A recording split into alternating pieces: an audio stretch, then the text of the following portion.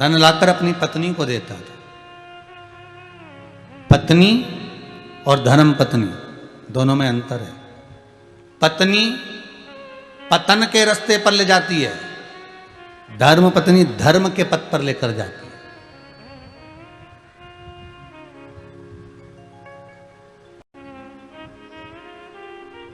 एक मायके ले जा रही है, वो पत्नी है। शॉपिंग मॉल ले जा रही है, वो पत्नी है। किटी पार्टी में ले जा रही है, पत्नी है। होटल ले जा रही है, पत्नी है। धर्म पत्नी वो जो पति से कहे बहुत दिन हो गए मेरे को कुबेरेश्वर धाम जाना है, बहुत दिन हो गए मेरे को महाकाल जाना है, बहुत दिन हो गए मैं कथा में नहीं गई, बहुत दिन हो गए मैं गुरु चरणारविंद के पास नहीं गई, बहुत दिन हो गए मैं मंदिर नहीं गई, बहुत दिन हो गए मैं सत्संग में नहीं गई। वो धर्म पत्नी है जो पति को धर्म के पथ की ओर लेकर जाए, धर्म के मार्ग की ओर लेकर जाए, वो धर्म पत्नी। धर्म पत्नी का फर्ज अदा करो।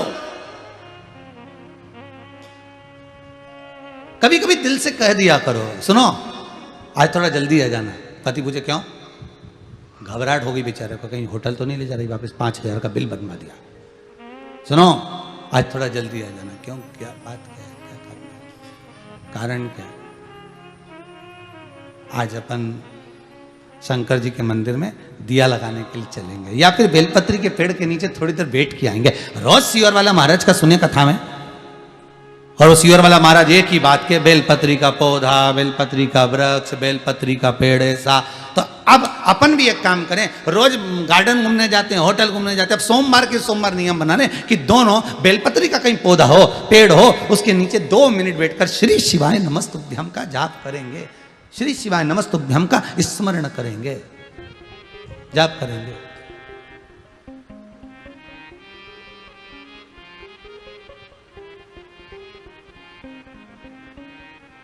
चलो बस दिल से निकले जाओ, दिल से।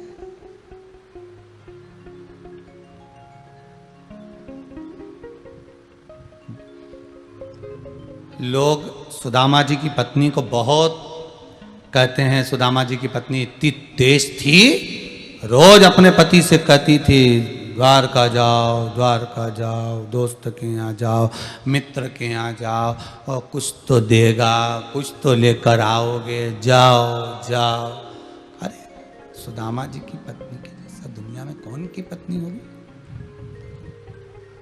सुदामा जी की पत्नी के बराबर कौन की पत्नी होगी? सुबह से उठकर एक ही बात कहती है कि जाओ द्वारका, जाओ कृष्ण के पास। और नहीं तो आज के जमाने की पत्नी सुबह से उठ के एक ही बात कहती, जाओ दूध की थैली लिया, जाओ थोड़ा सब्जी लिया, गिलकी लिया ना, लौकी लिया ना, काशी फल लिया, जाओ जरा लेके आओ। सुबह से उठते से कहेगी ये लाओ वो लाओ। सुदामा की पत्नी जैसी पत्नी कहाँ होगी कि सुबह से उठकर कहती है द्वारका जाओ, द्वारका जाओ। एक लत पकड़ी, एक बात पकड़ के बैठी है कि द्वारका जाओ, द्वारका जाओ, द्वारका जाओ, बस कर द्वारका। नहीं तो आज की पत्नियां दूध की थैली लिया, अभी तक नहीं लेके आए, 15-15 मिनट में फोन लगा ले। अरे घर में काम करे कि फोन लगा, कहां हो? और पति कहते जहन्नुम में। फिर हर आधे घंटे में फोन, अरे काम करने दो, कहां हो, क्या बोले?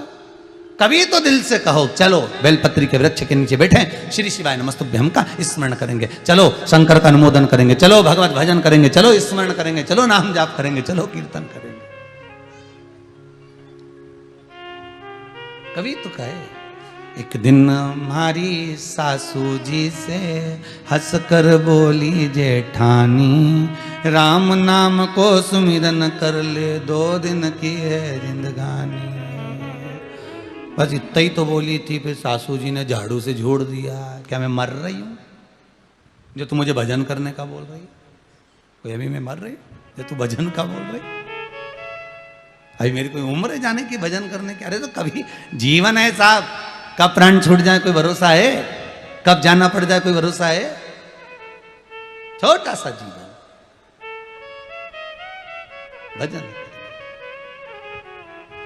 बिंदुक धन लेकर आया, अपनी धर्मपत्नी को दिया। धर्मपत्नी को दिया तो वो धर्मपत्नी नहीं थी, केवल पत्नी। उसका भोग करा पत्नी ने, खूब खाया, खूब एंजॉय, खूब घूमे फिरे। पर कभी मंदिर देवालय तीर्थ व्रत दान पुण्य संकीर्तन कुछ नहीं, कुछ नहीं करे। एक दिन बिंदुक धन चुरा कर ला रहा था, दीवाल पर से नीचे कूदा। उसको नहीं मालूम था कि यहां पानी भरा हुआ, उसमें कूद गया, मर गया। शिव महापुराण की कथा कहती है 3 तरह से मरे हुए व्यक्ति को मोक्ष नहीं मिलता। 3 तरह से मरे हुए व्यक्ति की मुक्ति नहीं होती। पहला, पानी में डूबकर मरा हुआ।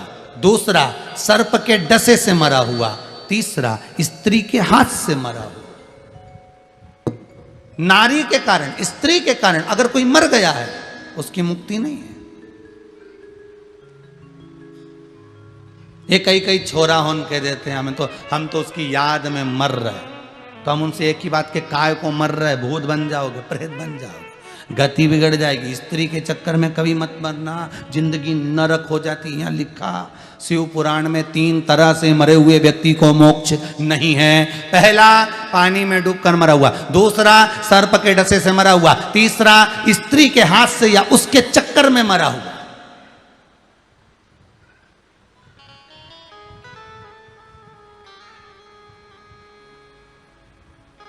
पतियों से निवेदन है, पत्नी कितना भी दुख दे पर मत मरना। क्यों मरे, प्राण क्यों छोड़े?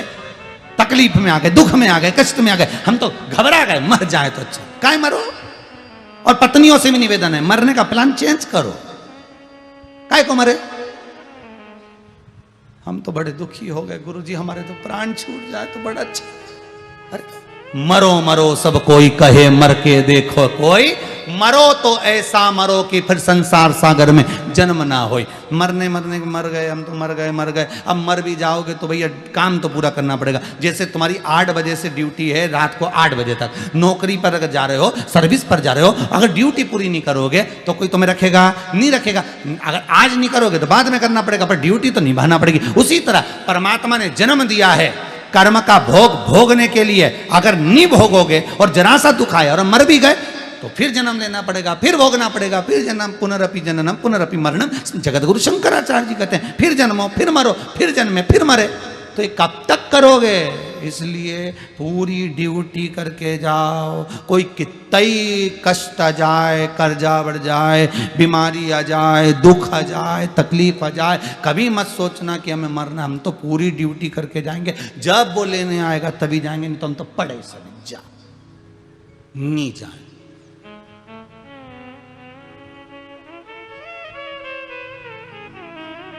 थोड़ा सा चेंज करो।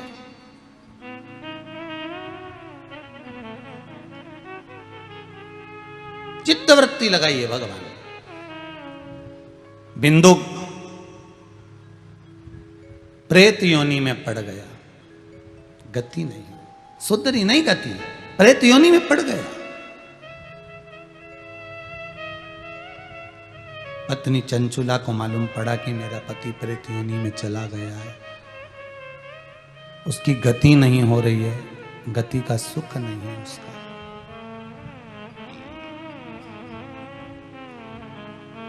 सारे नगर के लोग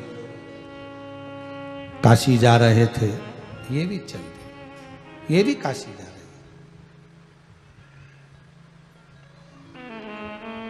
और काशी जैसी पहुंची है, कभी जिंदगी में तो काशी गई नहीं थी, आज पहली बार तो काशी गई है, अभिमुक्त नगरी में पहुंची है, मोक्ष नगरी में पहुंची है। काशी अभिमुक्त नगरी है, मोक्ष नगरी जिसमें वो पहुंची है। और उसमें पहुंचने के बाद उसका जो मन था, गई थी केवल खरीदारी करने के लिए, शॉपिंग करने के लिए, क्या अब गांव के लोग जा रहे हैं तो मैं भी चली जाती हूँ, पर मन उसका लग गया भगवान की उस नगरी में। कहीं शिव महापुराण की कथा हो रही थी और उस शिव पुराण की कथा में जाकर वो थोड़ी देर के लिए बैठ गए, मात्र 2 क्षण के लिए, मात्र कुछ देर के लिए।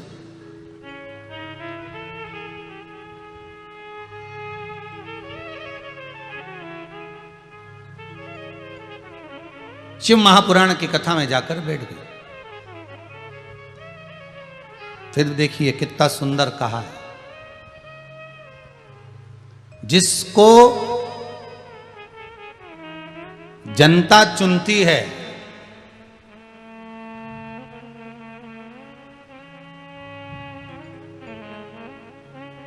जिसको आप चुनते हो वो संसद में जाकर बैठता है, और जिसको मेरा देव अधिदेव महादेव चुनता है वो सत्संग में जाकर बैठता है। दोनों के बैठने की जगह अलग अलग है।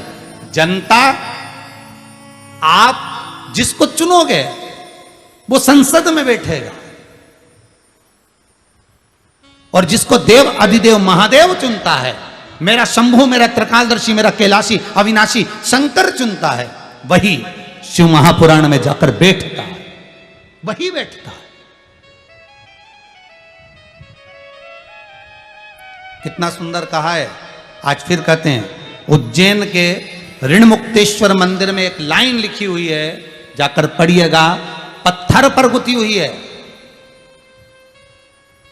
कि सारी पुराणे 7 पीढ़ी को तारती है, केवल एक शिव महापुराण ऐसी है जो 71 पीढ़ी को तारती है, केवल एक, दूसरी नहीं।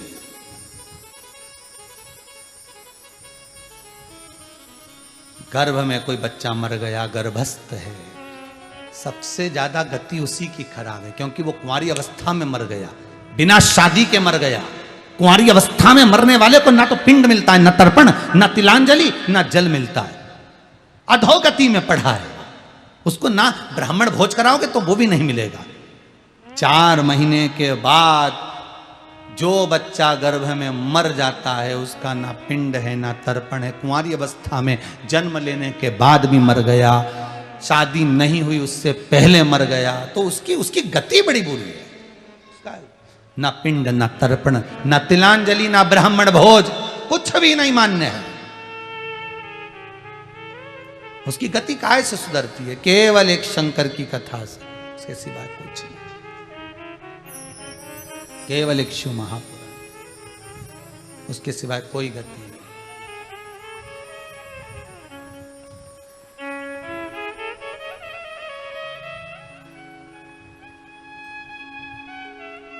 चंचुला देवी का चित्त वृत्ति काशी में रम गई।